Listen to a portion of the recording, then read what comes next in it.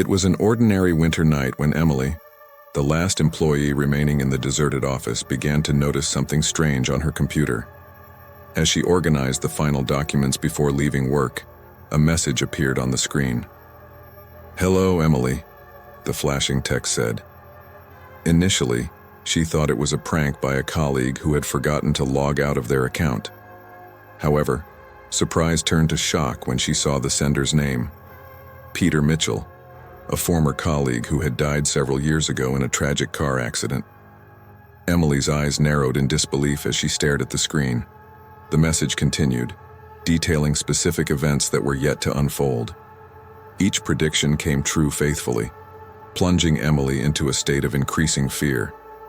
The communications from Peter's ghost went beyond simple future information.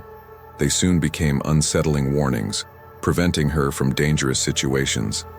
The tension escalated when Peter seemed to know details of her personal life that she had never shared with anyone. Initially skeptical, Emily now found herself trapped in a spiral of terror. She decided to investigate further, trying to unveil the mystery behind these paranormal messages. Her research led her to delve into Peter's past, reliving the days when they were colleagues in the office.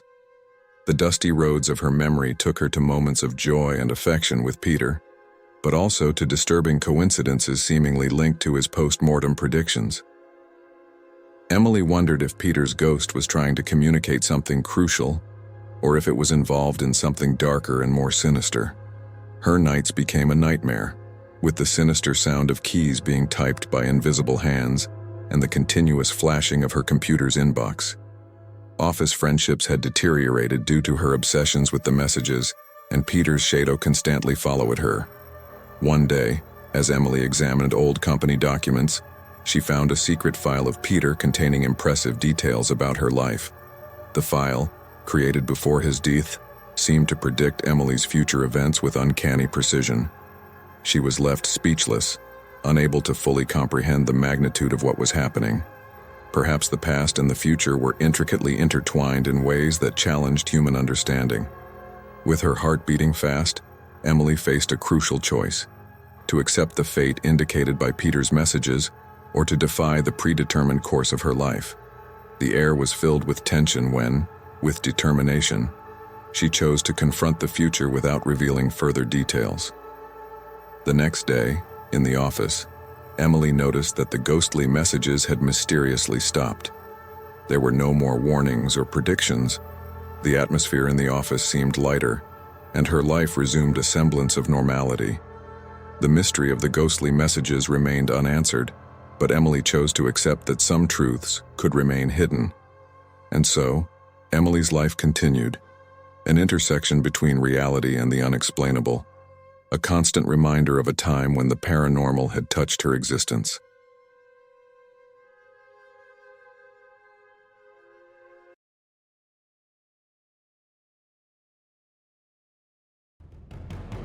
Daniel, a young night shift employee at an isolated gas station, spent his long nights surrounded by the monotonous hum of gasoline pumps and the dim light of lampposts. A sense of solitude enveloped the station, broken only by the occasional sound of a car stopping to refuel in those deserted hours. One night while cleaning the station's counter, Daniel heard a familiar sound coming from a dusty wall phone, a phone that should have been out of service for years. Surprised, he approached and answered without expecting a response. However, from the other end of the line, a faint voice whispered his name: Daniel. Intrigued and frightened, Daniel tried to get answers from the mysterious voice, but his questions remained unanswered. The voice seemed to come from someone lost in the void, an enigmatic entity calling him from the threshold between reality and the unknown. The voice provided detailed directions, guiding Daniel along deserted roads to an old abandoned house on the outskirts of town. As he approached, the night and wind whistled through the crumbling walls of the house, creating an unsettling atmosphere. With his heart pounding, Daniel crossed the threshold of the house, feeling as though he were passing through the veil between the known world and a dark realm. The voice's directions led him through dark hallways and dusty rooms, where the air was filled with a sense of abandonment and mystery. In the heart of the house, Daniel discovered an ancient diary, filled with notes and drawings that seemed to speak of a past steeped in secrets and dark rituals. The details referred to a supernatural presence that had been invoked decades before. As Daniel explored, the voice became more insistent, guiding him through intricate hallways and stairs that seemed to lead nowhere. When he reached the final room, his gaze fell on an ancient mirror in which a blurry figure appeared and disappeared. Suddenly, the voice ceased speaking. Confused and frightened, Daniel found himself in an empty room with only the wind's whistle echoing.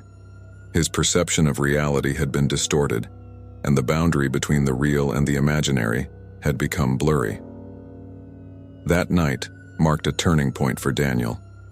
As he left the abandoned house, the voice subsided, but the weight of dark revelations remained with him.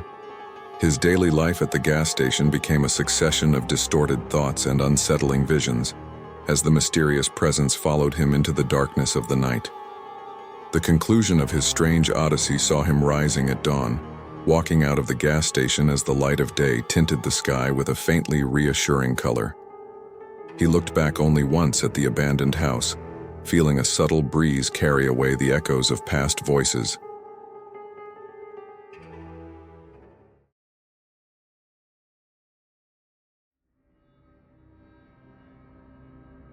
The night thickened around Mark as his gaze remained fixed on the computer screen. The late hour was certainly not an exception for him, but that night had a different atmosphere. The tight deadline had transformed the expansive workspace into a desert of empty cubicles, illuminated only by dim lights that cast sinister shadows in the corners of the room. As Mark pounded the keys and clicked the mouse, the temperature seemed to plummet. The cold sensation penetrated his bones, despite the office heating being regulated. The air became dense, charged with an indescribable energy that made Mark's skin tingle. At some point, the computer monitors started flickering irregularly, projecting ghostly images onto the surrounding walls. He glanced behind him, but there was nothing. Only his swivel chair, the cluttered table, and the incessant clicking of the keyboard. The wind whistling through the window crevices created a sinister melody that intertwined with whispers seemingly emanating from the empty surrounding cubicles. Mark looked up, scrutinizing the shadows that seemed to come to life, dancing between the cubicle spaces. He called out a colleague's name, but the only sound in response was a distorted echo of his own footsteps.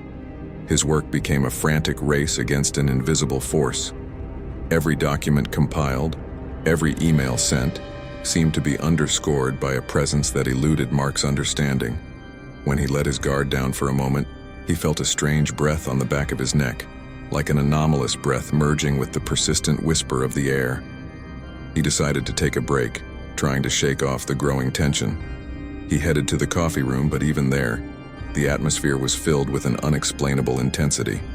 The coffee machine spat out its bitter contents into a cup, and the liquid seemed to dance in the darkness with a life of its own.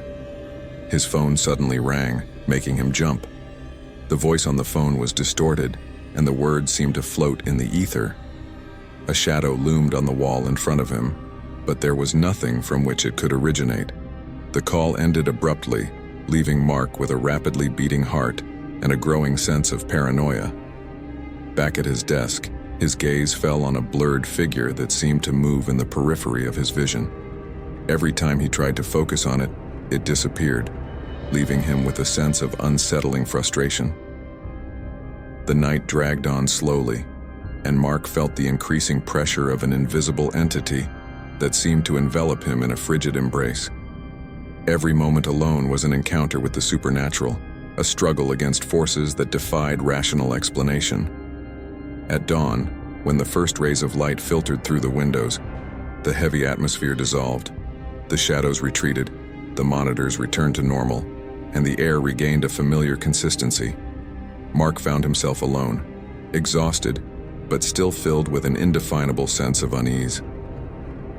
As he left the office, scanning the empty corridors, he wondered if what he had experienced was a result of exhaustion or not. The office door closed behind him, but his mind remained anchored to that night, leaving him with the doubt that perhaps some experiences escape our rational understanding.